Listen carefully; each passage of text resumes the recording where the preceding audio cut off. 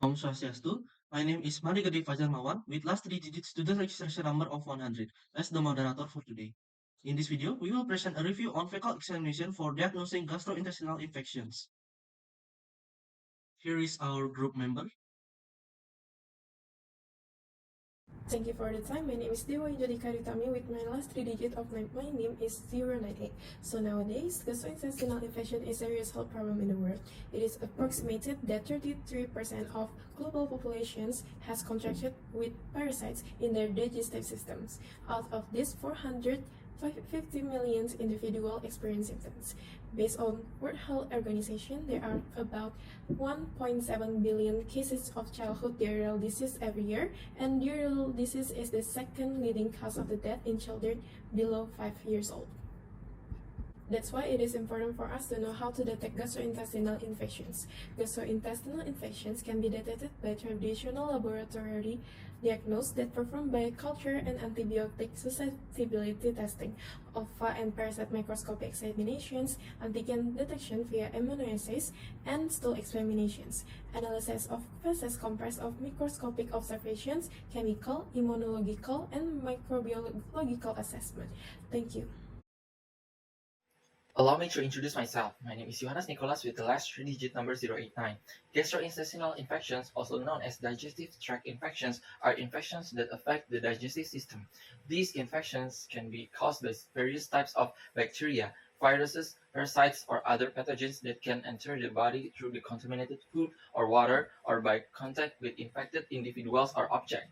Symptoms of gastrointestinal infections can vary depending on the type of infections, but commonly include diarrhea, vomiting, abdominal pain, nausea, fever, and dehydration. Some gastrointestinal infections can be severe and life-threatening, particularly in individuals with weakened immune system or other underlying health condition.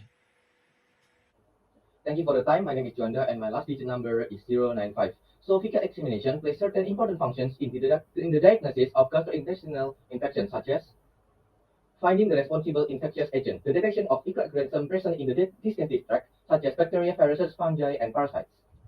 The second one is assessing the quantity and the kind of infectious agents. For example, high quantities of the bacteria in feces can signify a more serious infection. Monitoring therapy response. It can assist establish whether the treatment is helpful in reducing the severity of the infection. Identifying outbreaks of gastrointestinal infection. These findings can help to identify patterns of transmission, and we can create the efficient countermeasures. The last one is diagnosed silent infections, like Salmonella typhi, which cause typhoid fever that can spread illness to other, even in asymptomatic carriers. Thank you for the time. I am Haqi Hudaya with student register number 093. The general symptom and fecal presentation among dysentery, diverticulitis, cholera, and amoebiasis are watery texture, mucus, VBC and RBC content, and full odor due to the inflammation. Therefore, the vectors of salmonellosis could found the bacteria itself. Cholera like rice water stool, and amoebiasis could found the trophozoite and yeast in the stool. Thank you for the time. Hello everyone, my name is Sashikirana with your last number 087. Apart from the disease mentioned by Haqi, I would like to add a few more diseases that can be examined using a stool examination. First, there is giardiasis. Giardiasis is a digestive tract infection caused by protozoan parasite called Giardia.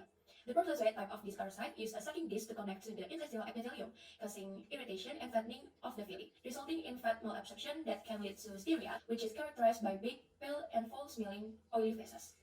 And then there is ulcerative colitis. Ulcerative colitis, or UC, is an inflammatory bowel disease, or IBD, that is characterized by inflammation and ulcers in the digestive tract, especially the inner lining of the large intestine. The presence of red and white blood cells, as well as mucus and pus in the stool, is characteristic of routine stool examination in ulcerative colitis patients.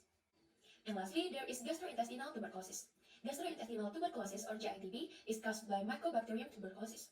A common symptom of the GITB is diarrhea with stools that can be soft or watery and sometimes contain blood. Okay, I think that's all from me. Thank you.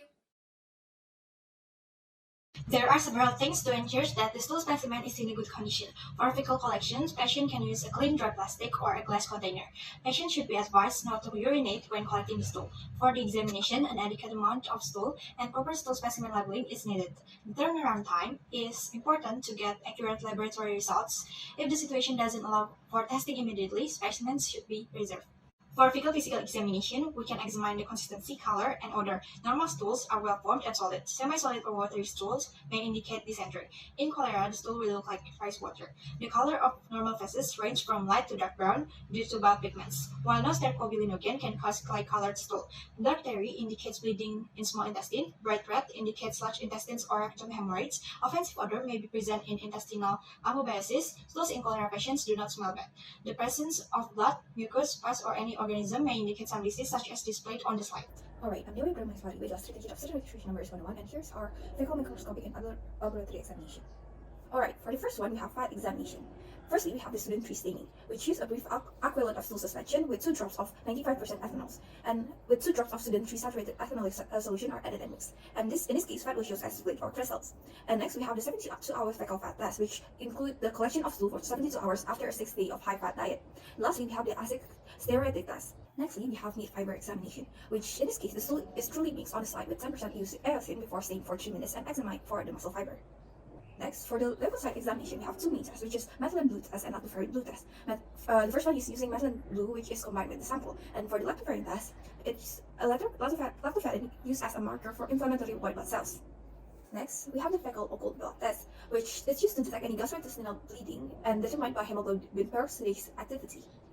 Next, we have the fecal ABT test. It's used to assess blood in newborn stools and distinguish maternal and fetal blood. Hi, my name is Gede with 3 last digit student registration number of 100. Fecal antigen test consists of Helicobacter pylori, rotavirus, adenovirus, Giardia, and entamoeba stool antigen test. Measurement of Clostridium difficile toxin in the stool using AIA test to detect toxin A and B. Multiplex molecular panels can be used to identify gastrointestinal pathogen in stool sample using PCR. pH examination using nitronized paper to determine pH of a fresh fecal sample. Fecal sugar chromatography to determine fecal sugar. And last, there is indirect pancreatic function test, which consists of fecal ethylase 1 test and fecal chymotrypsin test.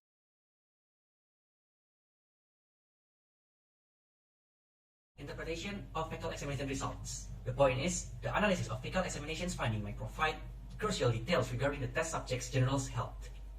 Presence of parasites. If there are parasites found in a fecal sample, it might indicate that the person who provides the sample is infected with one or more parasitic organism.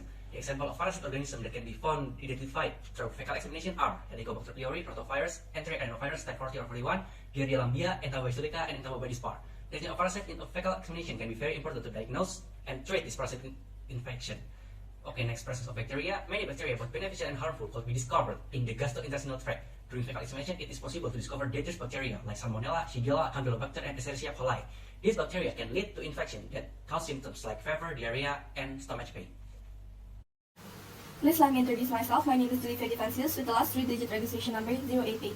I will now explain about the interpretation of the presence of blood in stool. The presence of blood in stool may indicate bleeding anywhere in the digestive tract, including the mouth, esophagus, stomach, small intestine, colon, and anus. There are some diseases which can cause the presence of blood in stool, such as diverticulosis, which is a disorder that develops when tiny sacs or pouches form and push through openings in the colon wall. Another one is ulcerative colitis, which is an inflammatory bowel disease characterized by persistent inflammation and ulceration of the colons and rectum's innermost lining. Another one are polyps and colon cancer. Small growth called polyps can develop on the colon lining. They are mostly benign, but they have the potential to become bigger, start bleeding, and perhaps develop malignancy, which could result in colon cancer. That's all from me, and thank you for listening. Thank you for the opportunity, Doctor and the moderator. Firstly, let me introduce myself. My name is Komang Chandra Yogananda, with last 3-digit number is 091. In this section, I will continue about the fecal examination result. Firstly, it's about the presence of viruses. The fecal examination can also be used to detect certain types of virus. For example, norovirus and rotavirus are the 2 types of most common virus in fecal examination. The secondly is the presence of fats. Fecal examination can also detect undigested fat in the stool. This can indicate the malabsorption or maldigestion disorders. That's all from me. Thank you. Let me introduce myself. My name is Farrell Vijsma with 3 last name digit 090. Now I will give the conclusion of our student project presentation. Gastrointestinal infections can have serious consequences and can be caused by bacteria, virus, or parasites. Symptoms may vary depending on the agent and severity of infection. Fecal examination is important for diagnosis and monitoring with various laboratory methods available. Results should be interpreted by a healthcare professional and can provide valuable information about general health and the presence of infectious agents. That's all from me. Thank you very much. And that brings us to the end of this presentation. I'd like to thank you for your time and attention today. Om Santi Santi Santi Om.